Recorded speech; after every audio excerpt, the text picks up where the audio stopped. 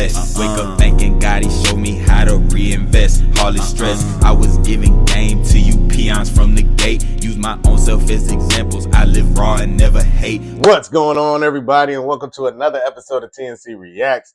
Today is Monday Motivation, and we're going to be talking about something a little different. Today, we're going to be talking about 50 Cent's Diddy documentary, right? But in a different context. What we're going to talk about is how are people reacting to said video, right?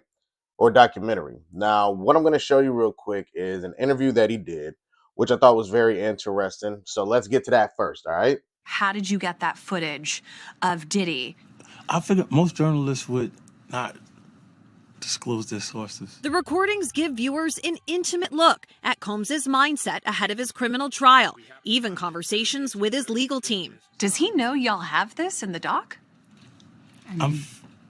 I would doubt he knows. So when this airs, that'll be the first time that his legal team, Diddy, that everybody knows that this footage is now seeing the light of day.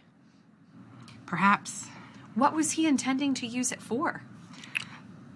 I have no idea what he was doing that for. I mean, you know, you're talking about a man who films himself doing everything and has for decades. I think he wanted someone to be behind the scenes with him. Combs' team firing back in a statement to NBC News today, saying the Netflix so-called documentary is a shameful hit piece and that they relied on stolen footage that was never authorized for release. His team sending a cease and desist to Netflix.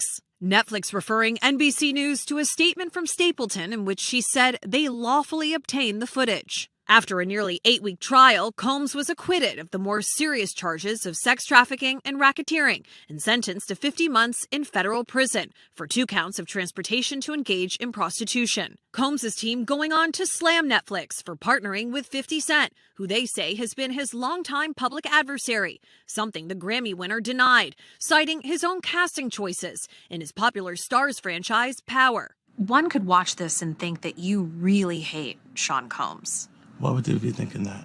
Because of the things that you post on Instagram, Yeah, because but this, of the... Look at this. And let's stop for a second and do say that I hated him enough to hire his kids. And we've never done anything to each other.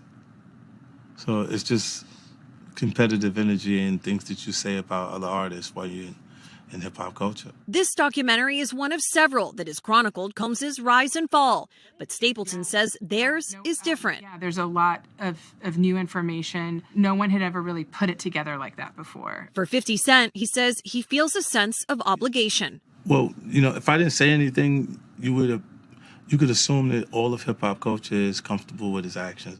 So I find it very interesting that a lot of people are really mad at 50 because he came out with this documentary. I've seen comments where people are defending Diddy and they're like, you know, 50 is doing the white man thing where he's just trying to bring another powerful black man down. And I thought to myself, I was like, it's interesting they only care about that black man, but they don't care about all the black men and women that he ran over through the process of him becoming the most powerful.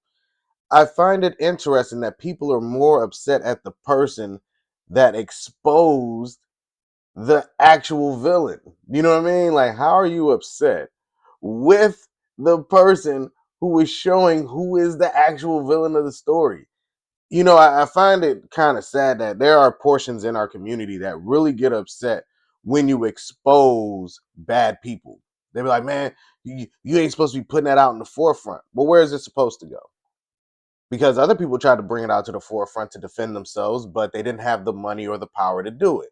Now you have somebody who is bullying the bully, and we're upset with that. So we have to ask ourselves, these individuals that are defending Diddy, do you like the aspect of the bully? Do you like bullies torturing the regular Joe Smo? Or are you that person that thinks like Diddy and he is actively acting out your inner thoughts? And you're upset because if you ever got into power, that you know that there's somebody waiting to destroy everything that you've schemed and scammed for all this time. I don't know. That's just a wonder.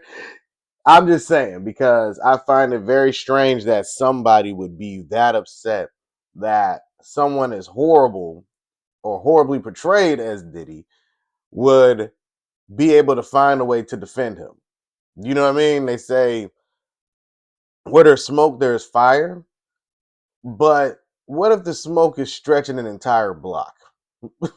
Would you believe there's a fire then? Or would you just say, that's some fake stuff, fake news? Like, what would you do? You know what I mean? But let me know what y'all think down in the comments section. Is there something off within the community where we try to defend violators? Or is it just that these people who are defending them just have something wrong with them? I don't know, but let me know what y'all think and be on the lookout for more videos. All right, everybody. Peace.